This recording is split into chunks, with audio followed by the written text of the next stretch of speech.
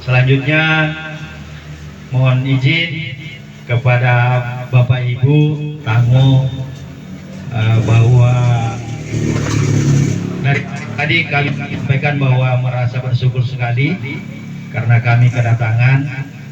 Saya hanya mungkin menyampaikan secara ringkas terkait dengan Kelurahan Tempe dan PATBM-nya. Kelurahan Tempe terdiri dari 3 RW, kemudian RT-nya ada 17 dari 3 RW itu. Penduduknya lebih 10.000, kakaknya 2.800 lebih. Jadi kemudian pegawai di Kelurahan Tempe, kita di kelurahan ini saat ini ada 9 orang. Jadi lurah kebetulan seklur kosong, kasih pembangunan pemberdayaan masyarakat kosong, yang terisi kasih pemerintahan dan kasih terantip. Kemudian staf ada 6 orang. Nah, itulah jadi yang bergerak selama ini. Kebetulan mohon izin kami 2021 sampai dengan awal tahun ini jadi per Januari kebetulan lurahnya naik dan di Dishub. Jadi kami diberikan tugas untuk sebagai lurah.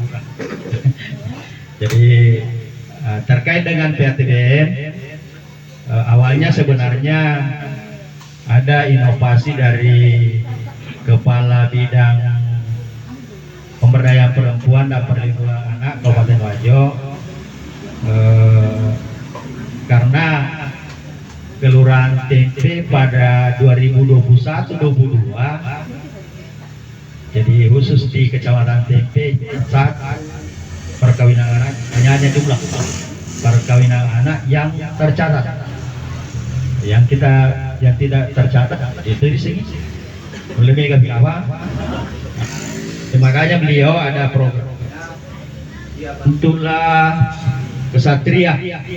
Jadi itu semacam relawan kesatria di 2022. Nah, setelah itu Kelurahan Tempe ini merasa bersyukur karena adanya kejadian itu. Jadi Kelurahan Tempe juara 1 jumlah perkawinan anaknya tingkat kecamatan, Kabupaten Wajo juara 1 doi tingkat provinsi. Sehingga ada program kegiatan berani dari NGO UNICEF Bakti Yasmin, jadikan lokus Kelurahan Tempe. Jadi alhamdulillah dengan gerakan itu secara masif kita mulai, artinya secara legalitas DP yang penting jalan. Tapi sampai sekarang DP kasih gagal tribunal. Nah, sama dari Bapak Ibu sudah ada seragamnya. Kalau Pak Ketua masih menggunakan tribun Kabupaten PATBM Center Kabupaten. Nah, karena kebetulan PATBM kita di awal Februari itu kita sudah ada komitmen, kemudian di bulan Juni 2023 disitulah dibentuk, mulai di situ aktif kegiatan. Jadi apapun terkait dengan urusan anak-anak.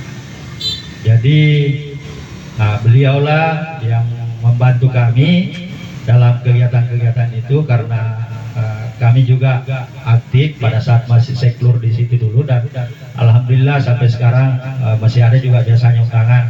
Bulan lalu kami juga ke Makassar, Pak Ruslan juga ke Makassar, ada undangan khusus untuk peningkatan SDM. Nah, jadi saya rasa itu sekilas terkait dengan dokumentasi dari awal 2021 ada sedikit kami pajang, karena tempat kita ini juga baru diperbaiki. Yang tadinya rumah panggung di sebelah kami gabungkan di sini, sehingga seluruh lembaga kemasyarakatan kelurahan akan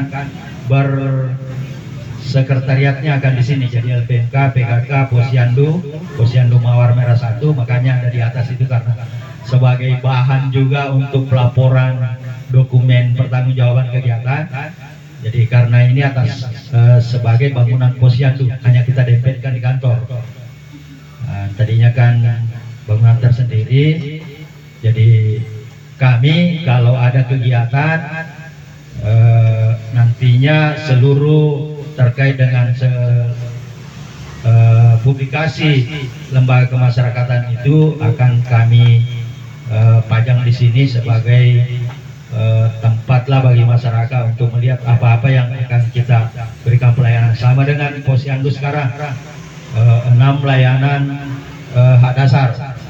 Jadi mulai dari pendidikan, kesehatan, PU, PR, transtip, sosial, ditambah capit. Jadi sebenarnya kalau kita aktifkan posyandu itu penyebelan durai kepada desa.